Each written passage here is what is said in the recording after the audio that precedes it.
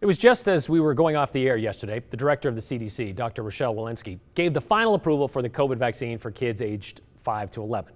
15 hours later, Primary Health Medical Group opened their doors and they began booking appointments and actually administering those vaccines. The big question out there, though, will parents opt to do it? Some that we've spoken with have already made appointments for their kids. Others, they're still kind of waiting it out with looming concerns. Here's Katya Stepovic. She's 11. And I think I've heard Primary Health has vaccinations. And so if they do, I'm thinking we could just make it happen at this checkup. Matt Duncan has been waiting for the day he could vaccinate his daughter against COVID-19. I think it's just like gambling. It's playing the odds. And why would you not want better odds? Apparently, his daughter has been waiting for this moment, too. Now, she's 11 and you're able to have that open communication with her and conversation about the vaccine. But let's say someone who's 5, that might be a little bit more of a different conversation. Would your perspective change if she was younger? I don't think mine would. I think I would still make the best choice with the information that I have for her. But according to Dr. David Peterman, pediatrician and CEO of Primary Health Medical Group, 60 to 70% of parents aren't ready to vaccinate their kids. The standard is it safe?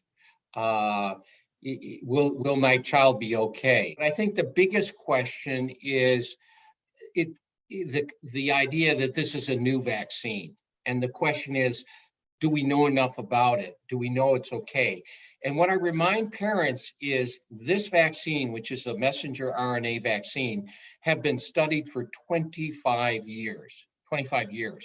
We also have the advantage that, of course, it's older kids, but we've been giving this vaccine to children that are 12 and older all over the world, and literally millions of doses. The number of participants in this trial extremely less than any other trial, and they're saying, well, were enough children tested? You understand, the more people in a trial, the more accurate it is.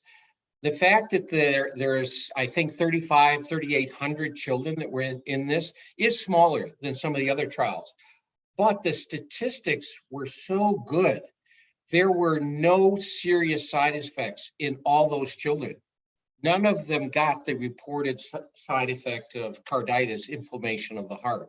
And the children that did get side effects, they were very limited. To add to that, experts say while COVID cases are slightly declining in the Gem State, Peterman says positivity rates among children is 20%, which is too high.